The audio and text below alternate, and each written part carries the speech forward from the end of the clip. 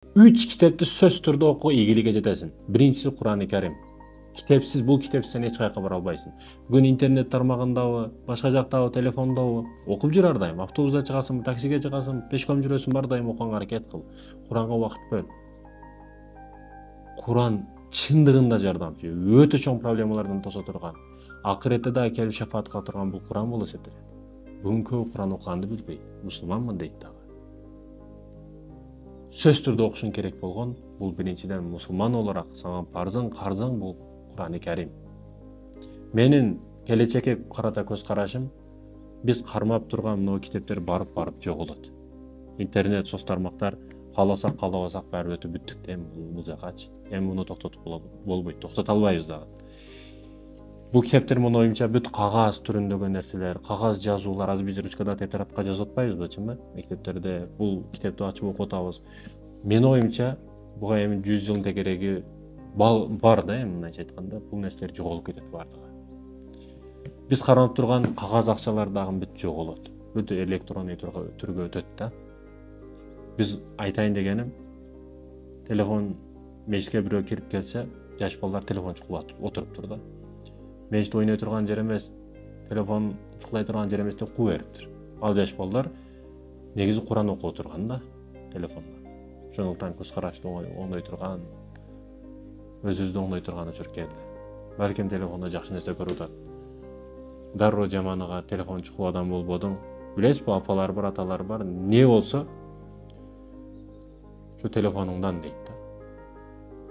Көз ооруп калса да, баш ооруп калса, бут ооруп калса да, şu telefonun бале болду сага дейт да. Көз караш чоңойтуучу келди. Кааласак, каалабасак бул техникага өтүп бүттүк. Мындан кийин бул нерсе жок болбойт.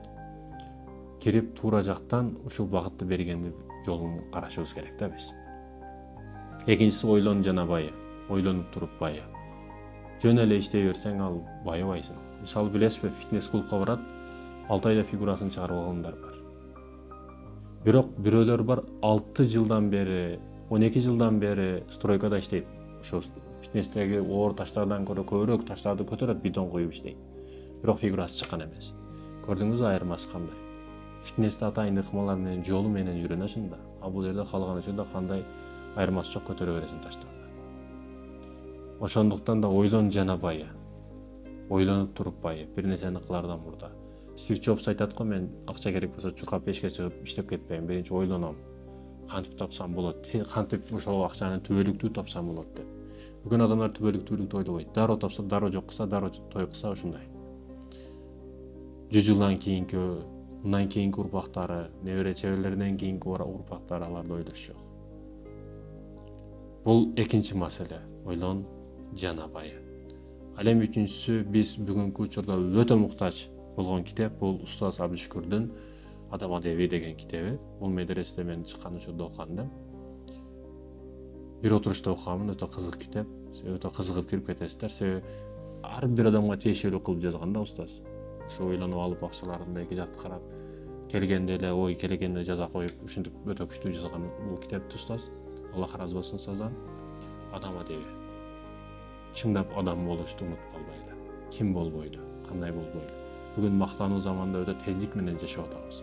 Эптеп машина алып, эптеп үй алып мактанып калыш үчүн жашап аткандайбыз да бүгүн. Адам Адеби менен болбосо ким? Ошондуктан мекендештерим, адебибизди жоготпойлу. Ийгиликке жетебиз десек, бул китептерди сөз түрдө окуйлу.